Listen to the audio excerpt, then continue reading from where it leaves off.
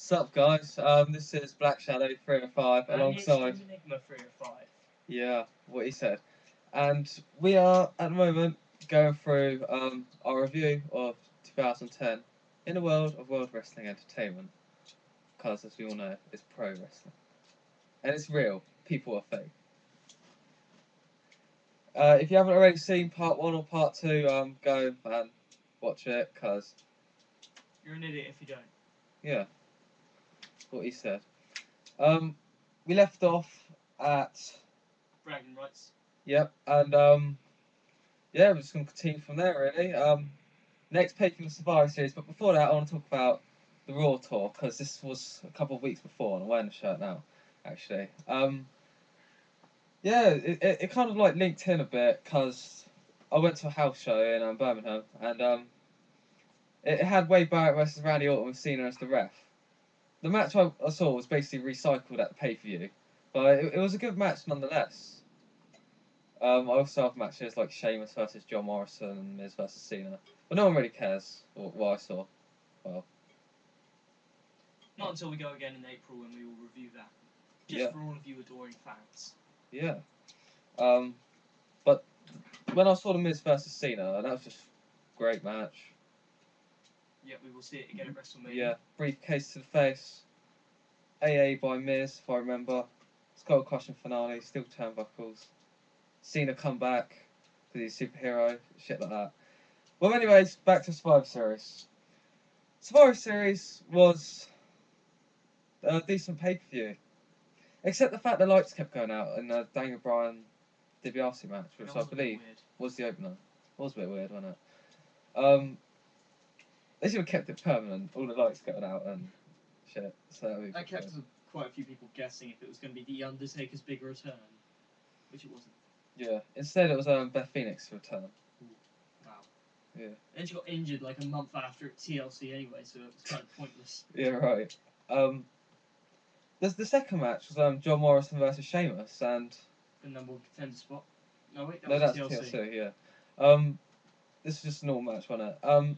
This led on to the King of the Ring, which was a good match because Sheamus beat him, and this match it was a good match. Fast pacedness, but the fact that Morrison was put over Sheamus is a bit of a letdown. And us British take offence to seeing Sheamus lose.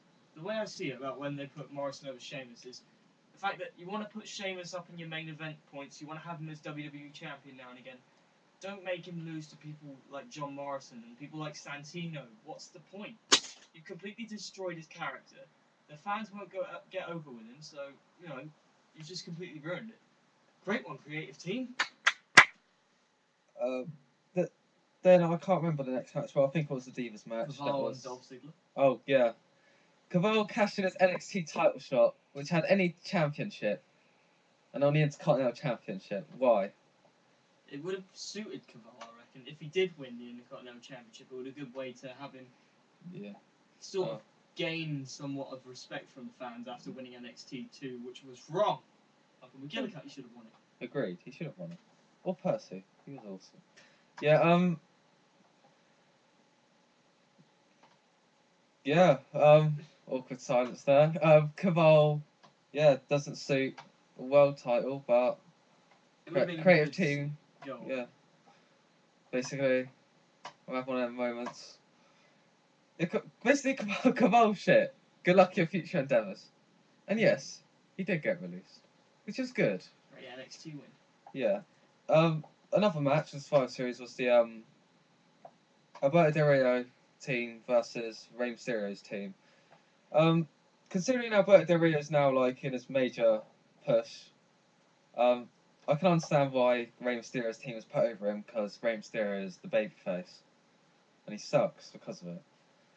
I can't really remember teams, but there's a couple of people involved, and I reckon Alberto Del Rio would have had a better sort of gain if he won the match, because it was a good way to continue the rivalry with Rey Mysterio winning as a team member. But, you know, it just really didn't feel right to me. Alberto Del Rio's team was somewhat a lot better than Rey Mysterio's team. I mean, Rey Mysterio had guys like MVP, Big Show, etc., etc. But, you know, Alberto Del Rio just had a lot of the guys that should have been advanced in Yeah. some ways by winning that matchup, but it just didn't go over with the fans.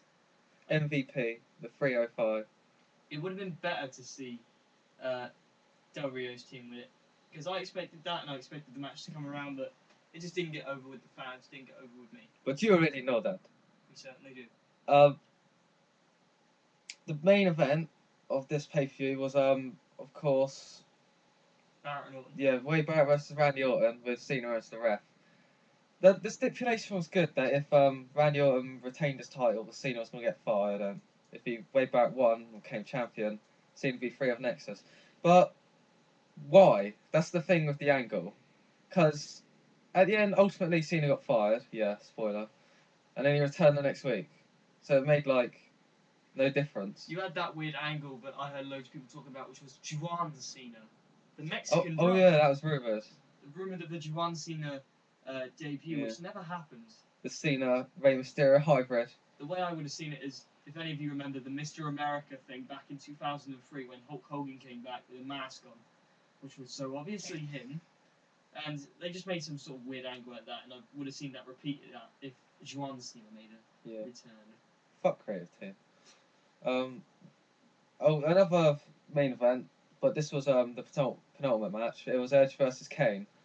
This was good because at the time it was my favourite versus his favourite, and we couldn't call it, and it was a double pinfall.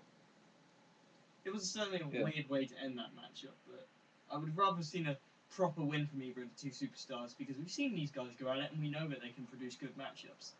And the thing is, they just led onto a really strange storyline involving Paul Bearer getting taken around in a wheelchair. Yeah, that was weird. That was just strange on so many levels, and it kind of just ruined the whole angle for me. So, however, I did like the fact that it led on to TLC into that Fatal 4-Way, which we will talk about in a minute. Yep. Speaking of Fatal 4-Way, it was the next pay-per-view after Survivor Series. TLC. TLC. You're getting the two pay-per-views mixed up there. Yeah, TLC was a good thing. It started off with a triple threat ladder match. Swagger, Kofi and Dolph Ziggler. And quite a solid opener, actually. Bit of a weird ending, the fact that the title fell down and Dolph caught it. But we all knew Dolph was going to retain. Well, I did. Well, it would have been nice to see someone like Jack Swagger win the match. Agreed. He's been misused since he lost the World Championship. Yeah, he deserves another world title run. And it'd be great to see him get the world title run. Or at least an Intercontinental Championship, because at least that'll boost him up to the top of the mid-card level. But now he's losing to guys like Kofi Kingston every freaking week, which really annoys me. I hate Kofi. I don't really. Then there was the Tables Divas match. I must admit that I was kind of surprised by that matchup. That was a good match, yeah. I mean, I think 4 women and there's a lot you can do with 4 women and a couple of tables. So, yeah. Well, calm down. This is PG Entertainment. Oh yeah, of I'm course. watching you. PG.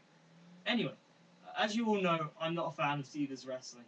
I mean, I've been flamed for that in the past, but this match really did surprise me because it had some great wrestling moments and it did show off some sort of extremities that the Divas faction can go to. And I think it was a pretty good ending. But despite the fact that we saw Beth Phoenix practically injure herself halfway through the match. Yeah. But it was just weird. They just pulled off another Undertaker moment where he comes back like a month or so before just to get taken off again. Great analogy, Beth Phoenix and Undertaker. Yeah. I don't mind women wrestling. It's good. It's a break from all them. Watch what you steroid say. men. Watch what you say. Then there was a tag team match, which was, if I remember, the Nexus versus Santino and Kozlov. Spit on their graves. And Santino and Kozlov. Santino's good. He's a good entertainer, but as champions, I do not know how they are champions. And we've addressed this Why? situation. Yeah. Kozlov deserves a world title shot. Kozlov had his push back in 2008 against Triple H, but that was ruined by Edge in that storyline. It was ruined by Edge just for a reason to have him as world champion again. Yeah. I would have rather preferred to see Vladimir Kozlov have the championship, which he deserved. Instead, then he goes on to get beaten by Matt Hardy all the time. It's his turn. Of all people. Yeah, another match was Sheamus vs John Morrison, a ladder match, as he botched up earlier. And this match is for the contendership against The Miz for the title in the first opener of 2011. It was a decent match, but I would prefer to see Sheamus go over. But we all knew John Morrison was going to win because his whole rivalry shares with The Miz a year ago. Let's be honest here. I think it would have been a lot better to see Jomo and Miz go at it instead of Sheamus and Miz because it would have just been too much of a clash. Yeah. It wouldn't have provided the best entertainment, but it still would have been a good match, probably. Sheamus would have murdered him. But it, Who yeah. knows? That opener though was good. John Morrison versus The Miz. But thank God The Miz retained, which was the shiz. And now he's gone on to face people like Jerry Lawler. Yep. We love And he you. will go on to retain John Cena at WrestleMania Let's just hope so. and lose it at the Fatal 4-Way. But anyway, there was also the Fatal 4-Way TLC match, which featured the likes of Rey Mysterio, Alberto Del Rio, Edge, and Kane. That was a decent match, yeah. It kind of got ruined, to be honest, because I would have rather seen it two separate matches, being Mysterio and Alberto Del Rio, Edge and Kane. Because Yeah, I second that because you got like two angles and they just mixed them together and it didn't really work. it didn't work at all, because You end up having Edge fighting Rey Mysterio randomly, and Alberto Del Rio doing his own. You already know that thing. And Kane was just there laughing his ass off at the end. it just didn't really Yeah. work, to be honest. And if they had the Alberto Del Rio, Rey Mysterio TLC match, then it would have gave a good end to the rivalry. Instead, you had some shitty 2 out of 3 Falls match a few weeks later. It just didn't work. Hence why it should be those two at WrestleMania, but obviously now it's not going to happen. But the Fatal 4-Way match was good, nonetheless. It was good. It was good. I'll give him that. Rey Mysterio did a couple of moves using the scenery, jumping off that table, which is like 5 feet high onto like Kane, taking him out. Yeah, which showed Edge also winning and becoming a 10-time world champion, but now he's 11-time, and he would go on to beat Triple H in the number of world titles. Which leads on to the main event, which was John Cena versus Wade Barrett in a chairs match. Now, I wasn't really a fan of chairs matches, but it was a good match. Yeah, it utilised chairs in new ways, like attitude adjustment onto like 10 chairs. That was pretty good. It's basically Cena's pent up rage on Wade Barrett because of the angle. He put him in a spinny chair and pushed him down the ramp. But the one thing that was weird, it was good and unique at the end, dropping all them chairs on him. But it was really weird because the fact that he was underneath something that was like protecting him. But yeah, I guess they have to do that. But it was weird, nonetheless. It was a good match, though. They should have had their rematch at WrestleMania, I reckon. It would have been much more impact. But nonetheless, it was a good way to end the angle. Yeah. One of Cena's only good matches, I would say. So that pretty much concludes the year of 2010.